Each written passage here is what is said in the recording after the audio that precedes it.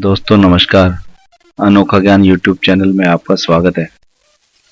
दोस्तों आज मैं आपको एक ऐसे रत्न के बारे में बता रहा हूँ जो अपने आप में एक बहुत महत्व रखता है। दोस्तों मोती को अंग्रेजी में पर्ल कहते हैं। यह चंद्रमा का रत्न है, इसलिए इसे चंद्रमा संबंधी दोषों के निवारण के लिए पहनते हैं। प्राचीन काल से ही मोती का उपयोग विभिन्न प्रयोजनों में किया जाता है, इसलिए इसका वर्णन ऋग्वेद में भी मिलता है। दोस्तों मोती रत्न समुद्र में सीपियों द्वारा बनाया जाता है, इस कारण इसकी उपलब्धता मुश्किल और कम होती है।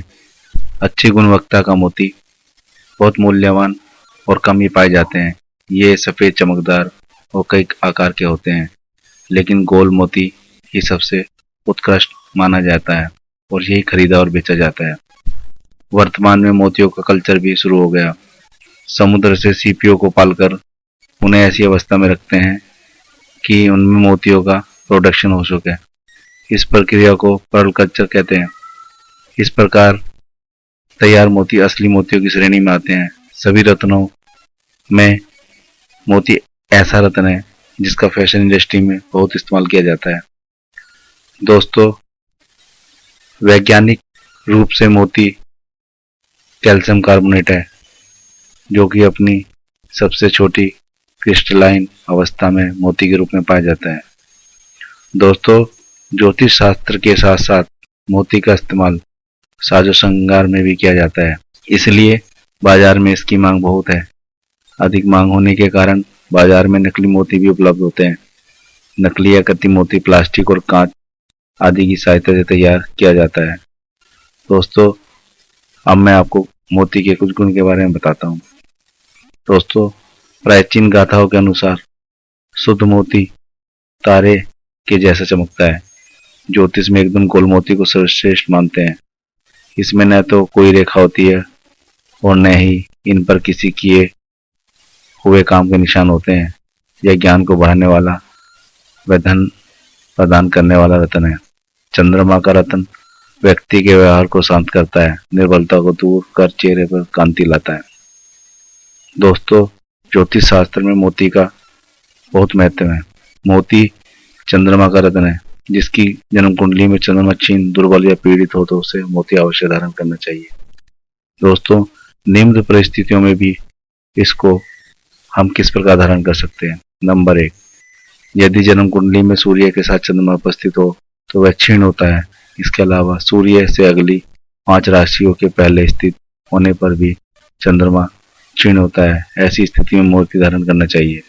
नंबर 2, केंद्र में चंद्रमा हो तो उसके प्रभाव वाला या प्रभावी मानते हैं। ऐसे में केंद्र में चंद्रमा होने पर मोती पहनना चाहिए। नंबर 3, दूसरे भाव अर्थात धन भाव का स्वामी यदि चंद्रमा हो तो यह कुंडली मिथुन लग्न में होती है। ऐसे में अगर चंद्रमा छठे भाव में बैठा हो तो मोती धारण करना उत्तम होता है। नंबर 4, जन्म कुंडली में अगर चंद्रमा पंचमेश होकर 12वें स्थान में हो तो, या सप्तमेश होकर दूसरे भाव में हो, नवमेश होकर चतुर्थ भाव में हो, दसमेश होकर पंचम भाव में हो तथा एकादश होकर षष्ठम भाव में स्थित हो तो ऐसे व्यक्ति को यथाशीघ्र मोती धारण कर लेना चाहिए। नंबर 5, किसी भी कुंडली में अगर चंद्रमा वृश्चिक राशि का हो तो इससे कोई प्रभाव नहीं पड़ता कि वो किस भाव में है। ऐसे जातक को बिना विलंब मोती धारण करना चाहिए। नंबर 6, इसी प्रकार चंद्रमा छठे, 8वें और 12वें भाव में हो तो भी मोती धारण करना चाहिए। नंबर 7, यदि चंद्रमा राहु, केतु, शनि, मंगल के साथ बैठा हो तो या इसकी दृष्टि चंद्रमा पर हो तो भी मोती धारण करना चंद्रमा के अच्छे फल देता है। नंबर 8, चंद्रमा जिस भाव का स्वामी हो उससे छठे या 8वें स्थान में अगर वह स्थित हो तो भी मोती धारण करना चाहिए। नंबर 9, अगर चंद्रमा नीच का हो, वक्री हो या अस्तगत हो, इसके अलावा चंद्रमा के साथ राहु के ग्रहण योग बन रहा हो तो भी मोती धारण कर लेना चाहिए। नंबर 10, यदि विंशोत्तरी पद्धति से चंद्रमा की महादशा या अंतरदशा चल रही है तो भी ऐसे व्यक्ति को मोती पहन लेना चाहिए। दोस्तों अब मैं आपको बताता हूँ इस रत्न का किस तरह से प्रयोग किया जाता है। दोस्तों मोती को 2 या 4 या 6 या 11 रत्ती का धारण करना चाहिए। इसे चांदी की अंगूठी में धारण करना चाहिए।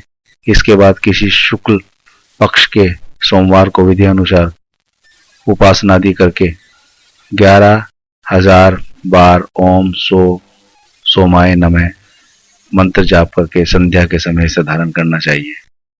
दोस्तों, अगर मोती उपलब्ध नहीं है तो मोती की उपलब्धता और शुद्ध मोती के बहुत महंगा होने के कारण इसके बदले चंद्रकांत, मणि या सफेद पुकड़ा धारण किया जा सकता है।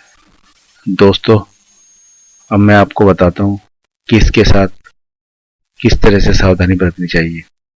मोती क्रय करते समय 2 बातों का विशेष ध्यान रखना चाहिए। पहला, वो नकली ना हो, और दूसरा, मोती पहनने की जो शर्तें हैं उन्हें पूरा किया जाए। असली और नकली रत्नों की पहचान करना मुश्किल है, इसलिए महंगे रत्नों को सिर्फ अच्छी जगह से लें और उनके सर्टिफिकेट देख कर ही लें। दूसरी बात, मोती के साथ हीरा, पन्ना, नीलम, गोमेद और लहसुनिया न पहने। दोस्तों, अगर आपको हमारी यह वीडियो अच्छी लगी है तो लाइक करें, कमेंट्स करें और अपने दोस्तों को शेयर करें ताकि वो भी इसका लाभ उठा सके। दोस्तों, आप हमारे फेसबुक पेज अनोखा ज्ञान को लाइक करें और मैं पुनः आपसे विनती करता हूँ कि आप हमारे यूट्यूब चैनल अनोखा ज्ञान को सब्सक्राइब जरूर करें। Thank you very much. Keep watching and keep learning.